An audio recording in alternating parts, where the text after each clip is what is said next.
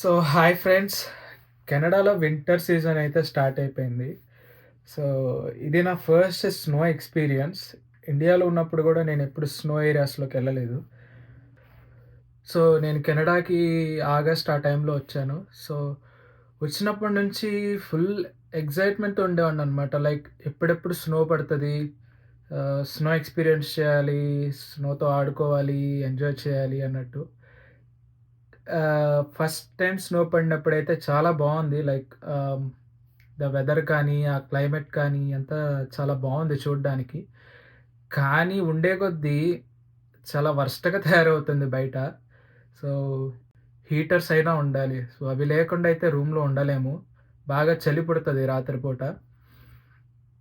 ఇంకొకటేంటంటే, మన ఇంటి ముందు స్నో అక్యుములేట్ అయిపోతా ఉంటది. దాన్ని మాత్రం మనం ఎప్పటికప్పుడు క్లీన్ చేసుకుంటానే ఉండాలి. అది క్లీన్ చేసుకోపోతే ఎవరైనా మన ఇంటి ముందు జారి పడ్డారంటే ఇక మన మీద కేస్ కానీ, ఫైన్స్ గానీ ఇట్లా పడతానే ఉంటదనమాట. సో, ఎప్పటికప్పుడు మన ఇంటి ముందు పడే స్నోని నీట్‌గా క్లీన్ చేసుకుంటా ఉండాలి. సో, మా ఇంటి ముందు స్నో అయితే ఎలా పడిందో జస్ట్ మీకు చూపిస్తాను చూడండి.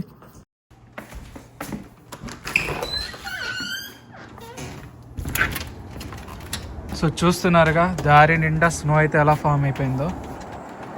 అండ్ ఇంకొకటి ఇది జస్ట్ స్టార్టింగ్ మాత్రమే. జాన్వరి ఆ టైంలో అయితే ఇంకా దారుణంగా ఉంటుంది. ఈ చెట్ల మీద చూడండి స్నో ఎలా ఫామ్ అయిందో. సో ఫుల్ ఇలా చెట్లు మొత్తం పేరుకుపోయింది స్నో.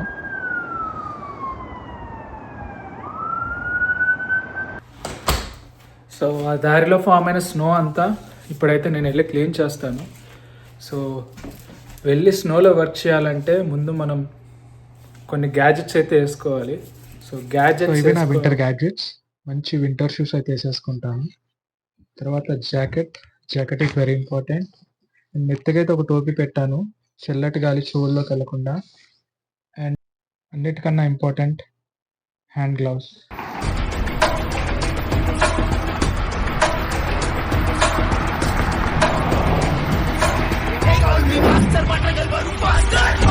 మనం క్లీన్ చేయాల్సిందల్లా ఈ ఏరియా అండ్ మన కార్ పార్కింగ్ ఏరియా అండ్ మన మన ఇంటికి వెళ్ళే దారి అండ్ ఆ స్టెప్స్ అవన్నీ క్లీన్ చేసుకోవాలి. సో స్నోని ఏంటంటే ఎప్పటికప్పుడు క్లీన్ చేసుకుంటూ ఉండాలి. క్లీన్ చేసుకోకపోతే ఏమైందంటే అది క్లియర్ ఐస్, బ్లాక్ ఐస్ అని కూడా అంటారు, అలా ఫామ్ అయిపోయింది అనమాట. సో ఇంకా దాని మీద నడిస్తే ఏ షూ వేసుకొని నడిచినా ఖచ్చితంగా జారి పడతారు, అసలు గ్రిప్ అనేదే ఉండదు.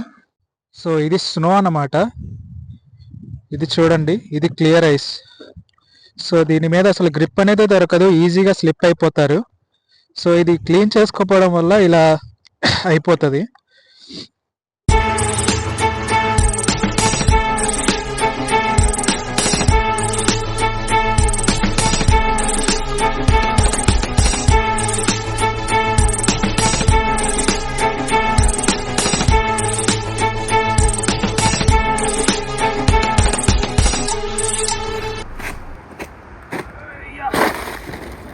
చూడండి,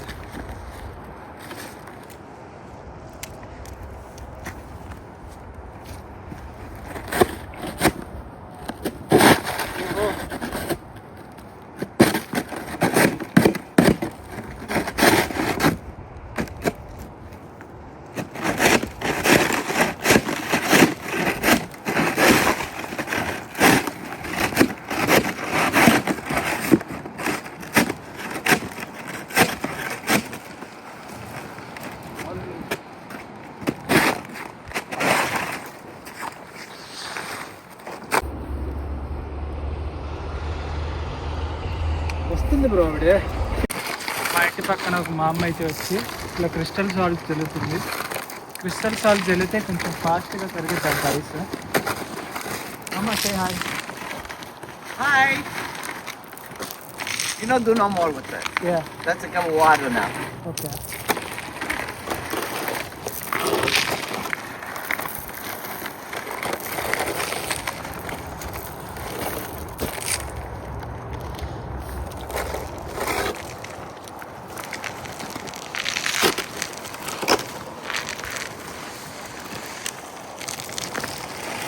You should not do it anymore. No.